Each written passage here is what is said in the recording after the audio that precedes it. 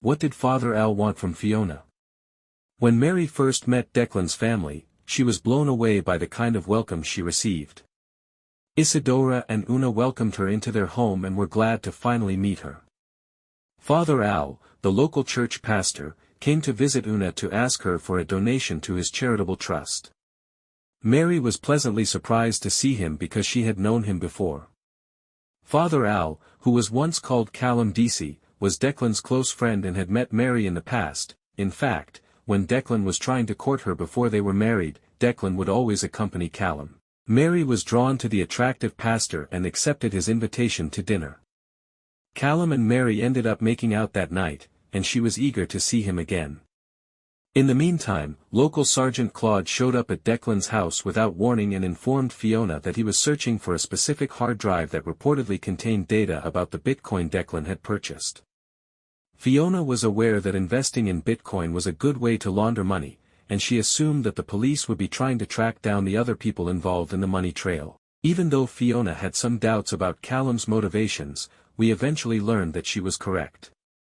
Callum wanted to blackmail Fiona into handing him the hard drive when the time came, not because he liked Mary for a date.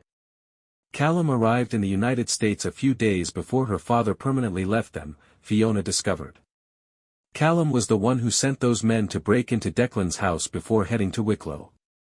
He didn't operate any philanthropic organizations, and Fiona discovered that everything was a huge hoax. To see her mother alive, Callum called Fiona and asked her to give him the hard drive. Callum assumed that Fiona was carrying the hard drive, but she was clueless about its location. To ensure that he wouldn't harm her mother, Fiona gave him another drive.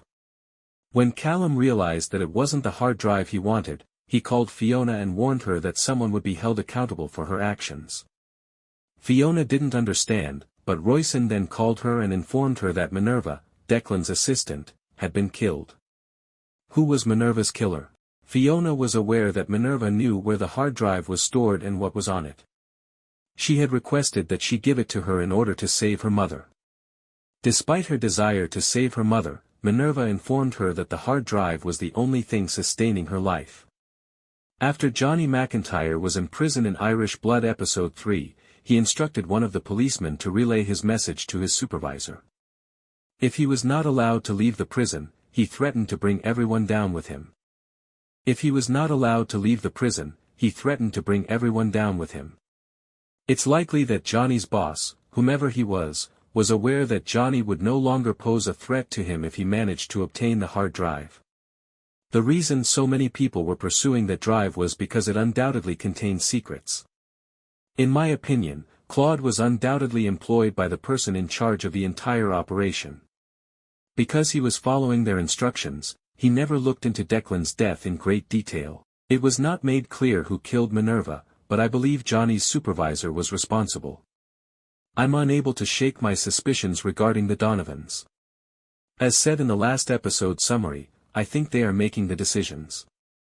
I think Siobhan Donovan might have been responsible for Minerva's death. However, that is only conjecture, and the truth will be revealed in the upcoming episodes. Have Fiona and Musa made the decision to date? A wonderful evening was spent by Fiona and Musa in the previous episode. Musa's goals were fairly obvious from the start. He wanted to be with Fiona, but he also understood that Fiona was reluctant to make a commitment. Her father abandoned her, and I think she has severe abandonment issues ever since. I'm not positive, but she most likely believed that everyone she encountered would eventually abandon her. She felt that living alone was preferable to falling in love and then getting hurt, which is why she was still unmarried. However, Musa was unique. He persisted, showed empathy for Fiona, and granted her the space she desired. Musa found out that Fiona's mother was visiting Wicklow because she wanted to be near her and was concerned about her daughter. Excited, Musa told Fiona that he would be delighted to meet her. He realized, however, that Fiona most likely didn't want them to meet after he saw the expression on her face. As a result, Musa didn't press her or probe her. In the fourth episode, Musa ran into Mary and Fiona. He offered to go with Mary when she wanted to go shopping for some clothes. Mary assured him that her daughter was good and that he should just give her some time. Mary hoped that Musa and her daughter would become friends since she had a gut feeling that Musa would raise her well. Musa informed Fiona that he was in no hurry and that he wanted to be with her during their walk at the end of episode 4.